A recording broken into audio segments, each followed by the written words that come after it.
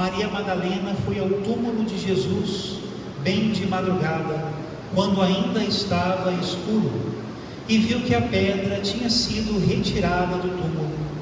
Então ela saiu correndo e foi encontrar Simão Pedro e o outro discípulo, aquele que Jesus amava, e lhes disse: tiraram o Senhor do túmulo e não sabemos onde o colocaram.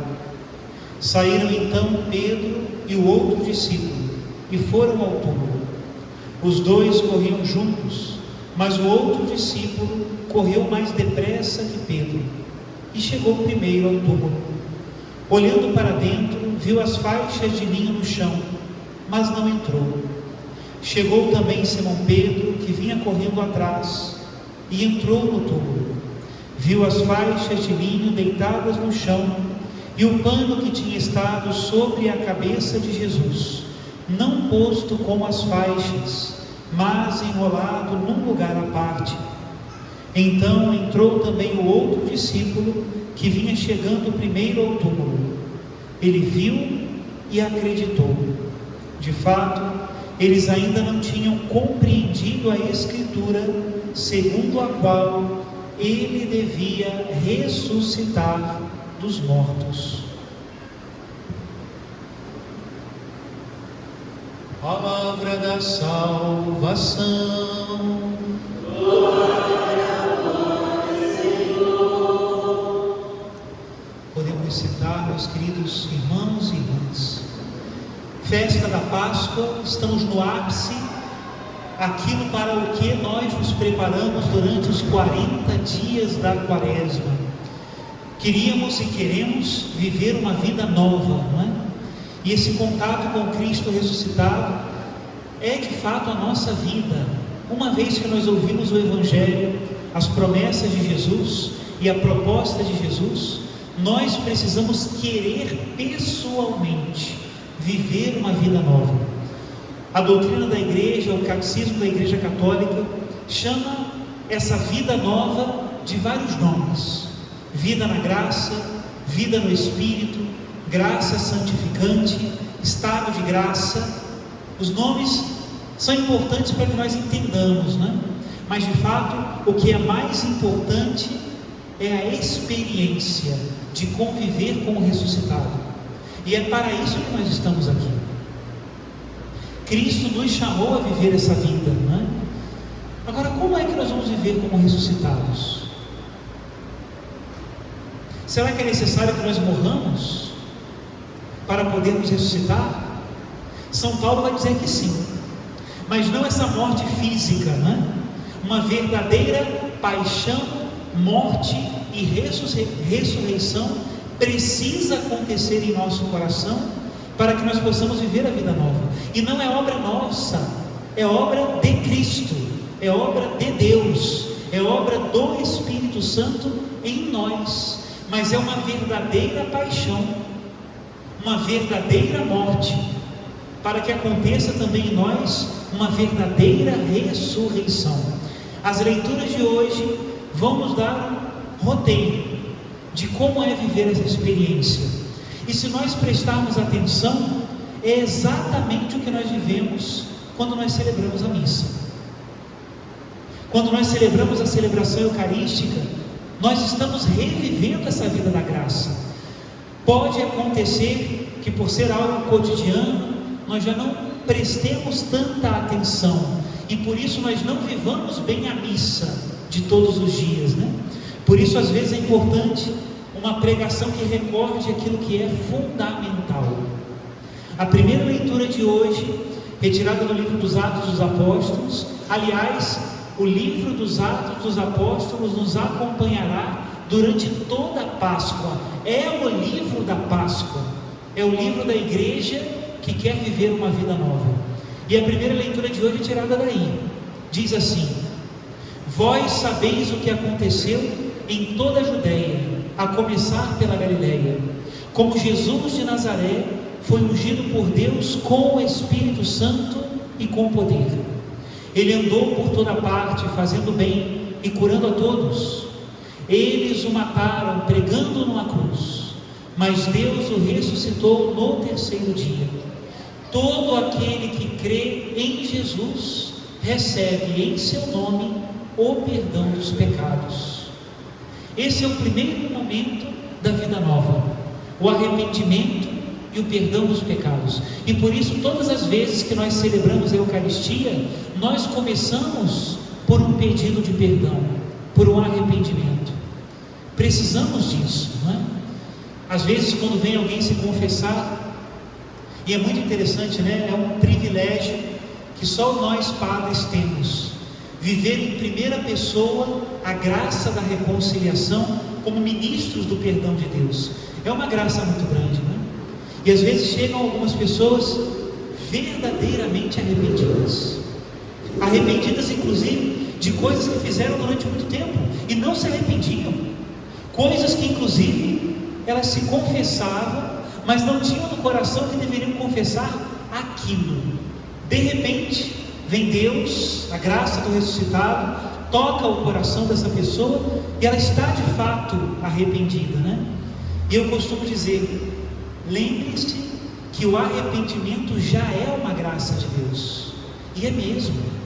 Meus irmãos, se nós não passamos pela porta do arrependimento, nós nunca viveremos uma vida nova.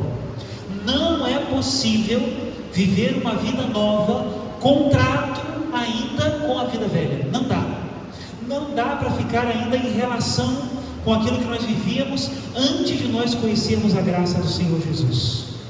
Vocês sabem, né? Para impedir um pássaro de voar, não é preciso uma corrente, basta uma linha, e o pássaro não voa, bate asas, mas não consegue se libertar.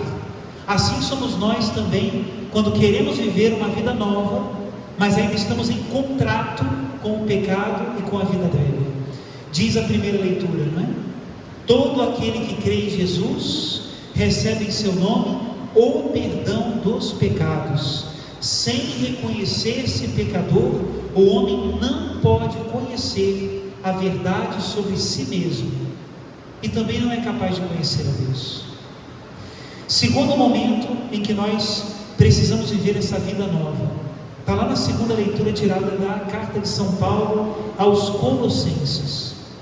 Se ressuscitastes com Cristo, esforçai-vos por alcançar as coisas do alto, onde está Cristo sentado à direita de Deus. Aspirai às coisas celestes e não às coisas terrestres. Um outro modo de viver a vida nova é justamente esse caminhar como cristão, e é desejando as coisas do alto. Meus irmãos, a nossa conversão, ela precisa ser diária, e na missa também nós temos os elementos principais da vida nova do cristão: a leitura da palavra de Deus, que precisa ser cotidiana. Todos os dias eu preciso colocar na órbita dos meus pensamentos uma palavra que seja de Deus.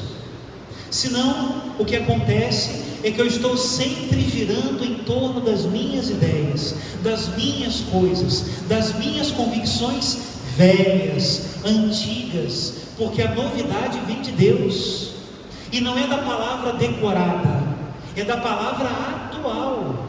Pode ser que eu tenha lido esse evangelho muitas vezes, mas no momento em que eu estou lendo esse evangelho, eu estou em contato com Cristo vivo, atual, presente. Vida nova, palavra de Deus. Outra coisa que a missa nos ensina: oração, e que deve ser cotidiana, consistente. Eu fico enjoado da vida quando eu converso às vezes com um marmanjo, né, que ainda reza como uma criança de 10 anos de idade. Não me admira que muitos jovens e adultos desistam da oração, porque ainda trazem consigo a oração que aprenderam na catequese quando tinham 7, 8, 9 anos de idade.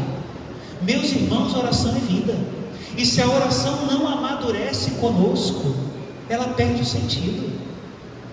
Como é a sua oração? É a oração de um adulto que fala com Deus? Ou você ainda acha que reza porque antes de dormir reza uma Ave Maria? Se a nossa oração não for consistente, não é vida nova.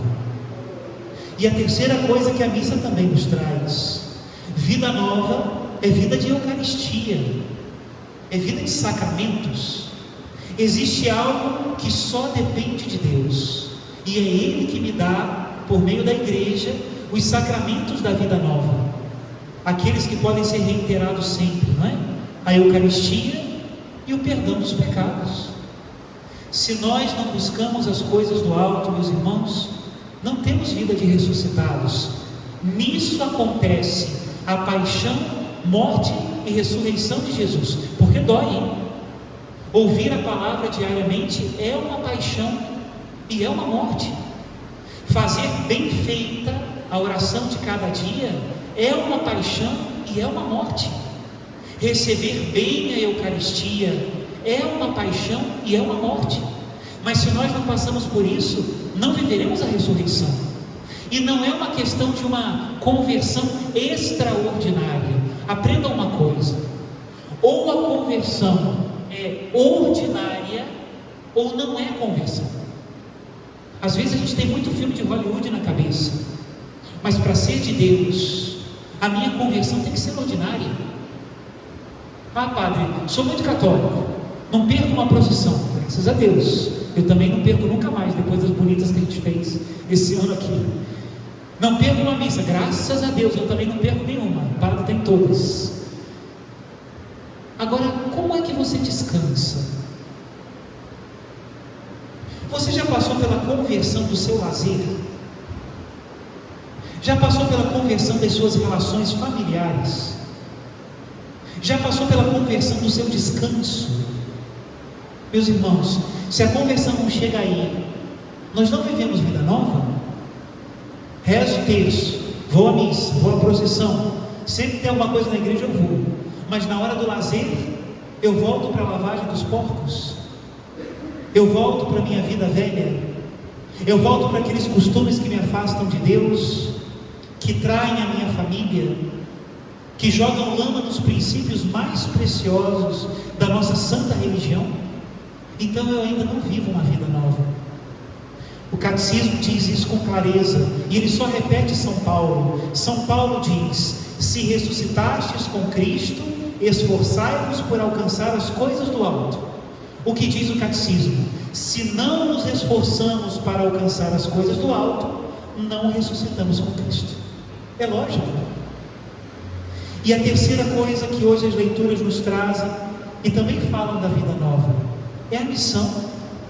Uma vez que eu fui transformado pelo Senhor, o que há de mais natural é levar o Senhor aos outros. Diz o Evangelho de Maria Madalena: ela saiu correndo e foi encontrar Simão Pedro e o outro discípulo, aquele que Jesus amava. Não é à toa que Santo Tomás de Aquino chamava Maria Madalena, e agora faz parte inclusive da liturgia, foi colocado pelo Papa Francisco, chamava Maria Madalena de a apóstola dos apóstolos. Ela levou a mensagem para eles. Isso é natural. Eu não vou aqui agora dedicar a falar: olha, bate na porta do teu irmão, chama para a missa, chama para rezar o terço, se ele está doente, vá lá, não o deixe sozinho, leve a oração aonde você for, leve a palavra de Deus aonde você for. Eu não preciso pregar isso, porque se você vive uma vida nova, isso é natural. Não é necessário você ter um dom extraordinário, falar supimpadamente bem, ter uma voz maravilhosa. Tudo isso Deus nos dá e é ótimo, é maravilhoso. Mas para levar Jesus, nós o levamos na simplicidade de uma vida normal, cotidiana, que acorda, trabalha, estuda, cuida da família, tem amigos, se diverte, descansa, mas faz tudo isso como alguém que ressuscitou com Cristo. Sai pelos poros. O que há de mais natural numa vida nova é comunicá-la aos outros, é a missão. Vivamos então esse tempo da Páscoa. Se vocês acharam que 40 dias demorou passar, Padre do céu, não aguentava mais acordar de madrugada com o Frei Gilson. Ai, que quaresma, Padre! Pois agora nós vamos ter 50 dias da Páscoa, meditando a vida nova. Se vocês quiserem ter um spoiler da pregação do Padre Zé Rui, leiam a terceira parte do Catecismo, a vida em Cristo. É dali que eu tirarei todo o material da reflexão desses 50 dias. Louvado seja nosso Senhor Jesus Cristo. E agora nós temos hoje aqui no meio de nós um irmão já batizado,